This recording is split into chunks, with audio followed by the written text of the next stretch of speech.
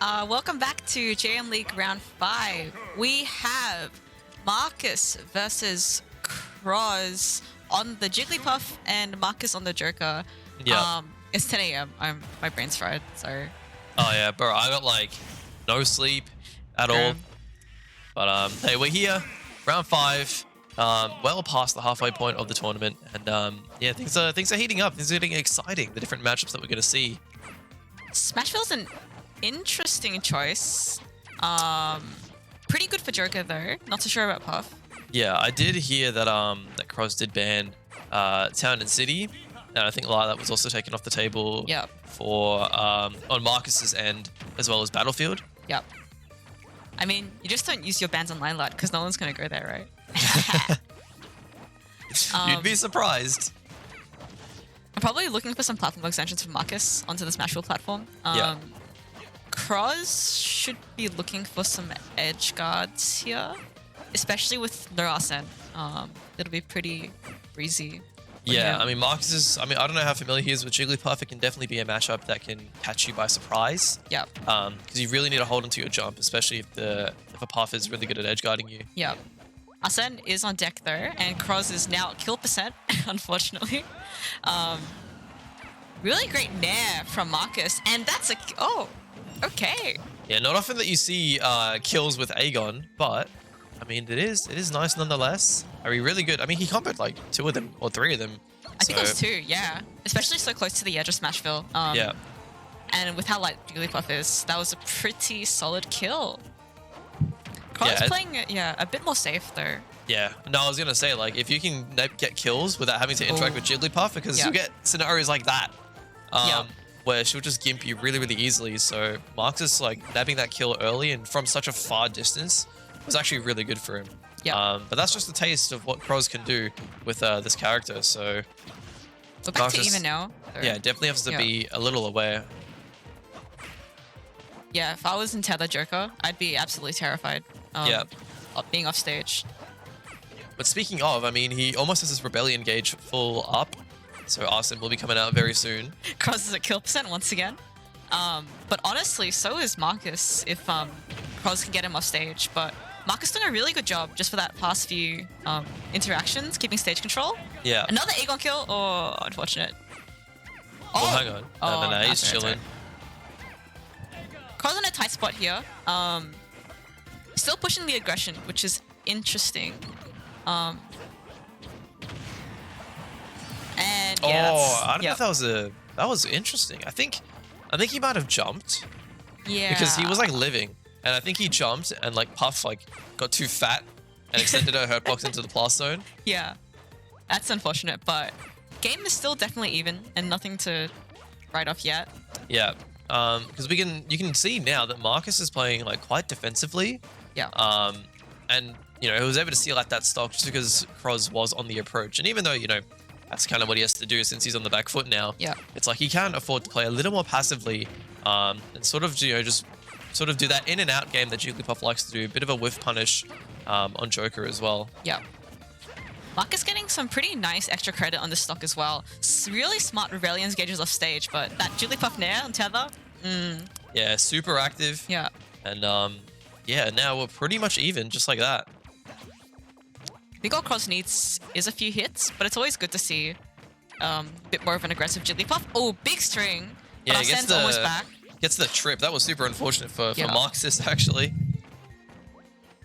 Interesting situation here. Yeah. It's so scary for Cros. With those back airs coming out, I'd be shaking in my boots. But really great evasive play from Cros at the moment. I never thought I'd say this, but I do want to see Cros camping a bit more. Yeah. Especially if I sent out. And he's doing a pretty good job. Yeah, there we go. Oh! Still living. Okay. He was only at 80-ish%. Oh, yeah. Still living. Oh my goodness! The DI? The false finishes? Oh, I thought he was gonna... Oh, okay, there we go. I was wondering when something like that would catch Cros out, actually. Yeah, that was super unfortunate, actually, because he's playing such a good keep away game. Yeah. From Marcus, actually, and it was really impressive to see, honestly, just like how he was playing around. And Jigglypuff has that really good drift. Yeah. And so you can get away from a lot of, or just like stall pretty much, right? Yeah. And he was continued doing that even after Arsene left. That one last interaction where he ended up re-grabbing the ledge because he went underneath the stage. Just saw his demise, unfortunately. Yeah, because that definitely could have been a comeback on his side. No, I thought it was gonna play Terry for a second. I was like, ain't no. What? What? I haven't seen this before. The Marcus Corrin is. Bro, where is Corrin on this? Okay. Not what I expected. Yeah. But look, you know, he won the match, but maybe not as convincingly as he would have thought. Maybe he realized that, man, I kind of lucked out on that a few times. So potentially opting for the Corrin, but and maybe not the. Oh, that could just been a mistake on his part. Maybe he wants more of that range from Corrin with her sword. Yeah. But and Corrin has a lot more of those longer strings, whereas Joker, a lot of those 1-2s. I mean, Joker also has those strings, but against super lightweights like Jigglypuff, can definitely fall out quite early. And yeah, you know, Corrin has some of the best range in the game. His recovery is probably a bit less likely to be gimped as well, just like that, which is good. So I can definitely see why he chose this pick, but I did not know Marcus had a pocket Corrin. Yeah, because that's what you're missing with Joker. You're missing a hitbox on both your recoveries. Ooh, no tech. And Corrin has that to offer, but damn, yeah, Cros is doing a really good job right here. Like, SD aside, that second stock was really, really impressive from him. Yeah. Cros has got a really great ledge game. Like, he covers a lot of options at once, which is really cool to see. It's very, very intimidating. Scary Puff. Ooh, great F smash or down smash? Was that F smash, yeah. I honestly cannot tell with Corrin. They all the same to me. You can angle it on the F smash, so you can angle it up or down. And it's got really good range, got a tipper as well. I think one more thing I'd like to see from Cros would be an up air arrest or a kill confirm from him, just because he hasn't went for any. But I know he did say that he does need to practice himself, so fair enough, since it's quite risky to go for. Yeah. But, you know, and it's at the point now where I don't think you have any rest confirmed that works, aside from maybe like a down air to rest. Yeah. Where you just like, fast forward down air. But Marx is finally able to find this first stock. It's got a bit of mountain to climb, but definitely nothing set in stone yet. Yeah, making really great use of Corrin's disjoint here against Jigglypuff. Yeah. And Corrin has these vertical combos. And on a stage like Small Battlefield, it's really, really good. Gets Corrin to kill off the top, and it's a much lower blast zone than something of Smashville. Yeah. Yeah, Marcus is just really playing keep out. And Cros now struggling a bit to get in, actually. Yeah, I'm loving these up airs from Marxus as well. I mean, that is Corrin's game, but also those are some transferable fundies from his time as playing Lucina. I also forgot that Marcus is on his last stock because of that first SD. He's in a bit of a rough spot right now, actually. Yeah. Oh, second. Oh, you hate to see it. Oh, you hate to see it. Oh, this is really clean. Yeah, just catching him on the backswing. Air dodging a little too early. Missed tech as well. Yep. But now, scores are even. You do hate to see it, though. Yeah. But, I mean, I think the Corrin could definitely work out as a pick. It's just that, you know, it doesn't have the highest recovery compared to Joker. I was gonna... I was like, ain't no way, bro. I was actually thinking he might bring out the Mythra as well, but I feel like her recovery probably won't be doing him any favors. Oh, yeah. I mean, if he was having troubles with recovery and SDs then, Pyra and Mythra would definitely not do him any favors. Small Battlefield might be the play here, actually. For Marcus, because Joker does do pretty well. And he's already on Arsene, which is nuts, because Cros just racked up so much damage in that last string. Yeah. I mean, funnily enough, Small Battlefield's actually a Jigglypuff stage, but oh, okay. Seeing as though Cros doesn't know the some of the Sing confirms or some of the rest confirms. Yeah. I think Marxus is chilling with the stage pick, because what Cros can actually do, and I did tell him about this, but he said he hasn't labbed it. Is that if at like as low as 20 to 50%, you can actually probably 10 to 40%. Oh, wow. You can do a pound beneath the platform, and it sets up for a tech chase into Sing, which catches like 3 out of 4 options, and then you just get rested and you die. I think I've seen that before from Dekimeister, Yeah. most likely. Yeah. Yeah. That is absolutely terrifying. It's very, very potent, but doesn't need it anyway. Has the lead. Really clean first stock from Cros. He's got an amazing advantage as Puff. Yeah, I mean, that's just Puff in general. Got that touch of death style combo game. Speaking of touch of death, Arsene is back, and Marcus just needs to find like one straight back air or fair off stage, and I think that should seal out the stock. Oh, no punish. Sort of just Cros playing very safe around Arsene. There we go. Seeing the camping that I wanted. Yay. Yay for Cros. Less yay for the spectators at home. Oh. Nice use of guns from Marcus. I actually really like the use of guns that he does. Nice weight as well. Yeah, that was really good. Definitely not in a great spot. Yeah, that was a really good B reverse in the gun and then catching him with the AHA. Yeah, back air to shield. Yeah, Cros with a mountain of a lead right now. Doing really well. And he's sort of just stalling him out on the side, just really patient, waiting for something here. Marcus should hopefully be able to find a kill soon, just with any back air or probably a back throw at ledge as well. Yeah. The tri-state twister. Oh my god! Let's go. That's what you want to see, the 3-stock. What a way to end a 3-stock with a up air into rest. Yeah, I mean, we were saying that he was saying that he doesn't know those rest confirms, but I beg to differ. Nah, he was just saving it so we could get hype on comms to him. Yeah, I mean, that's awesome to see. Yeah, you love to see it. Because rest is always hype, and we, don't really have many Jigglypuffs. I know, the only other Jigglypuff that we've seen would be like Smash 4, when like Jonut would play Puff. Yeah. Or Nick. Nick would bring out his like his meme Puff, but it's like nothing really to write home about. But in this case, Marx is gonna opt to switch once again for the Pythra, which is he does have a Pythra as well, so he's bringing out all of his characters here. Yeah.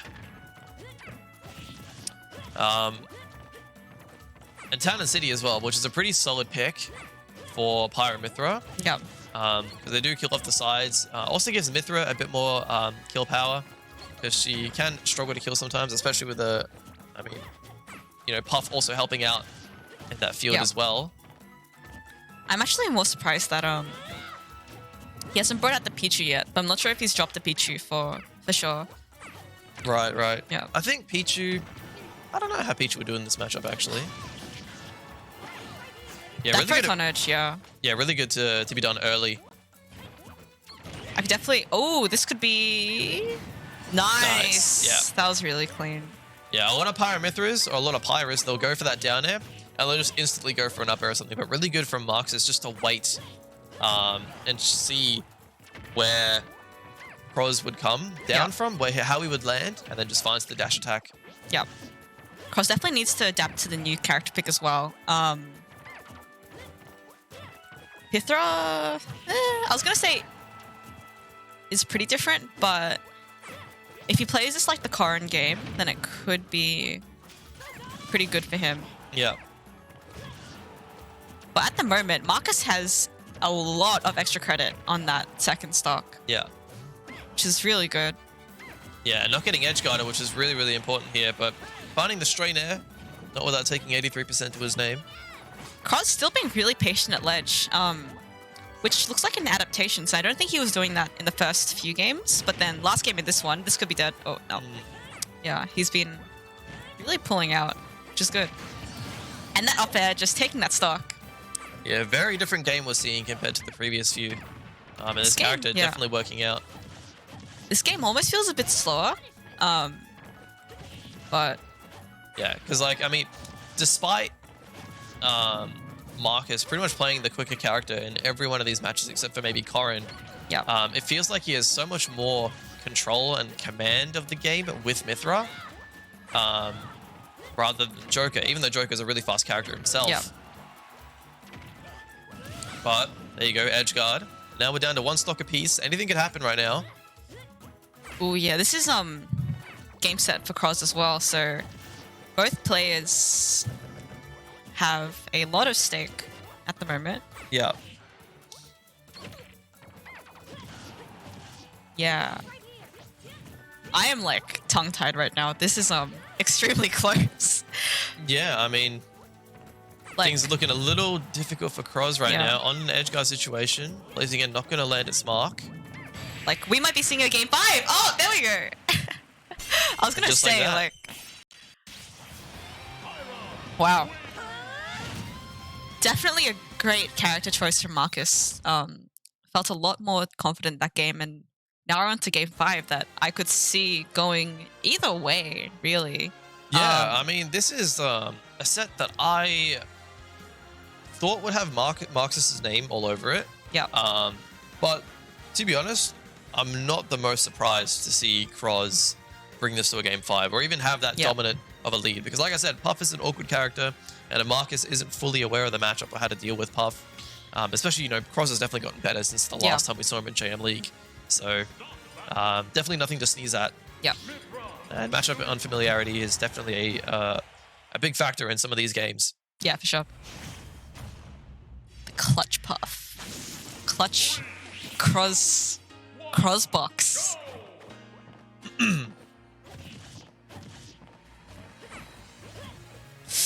Isn't this from... This is from Tekken, I think. Oh, okay.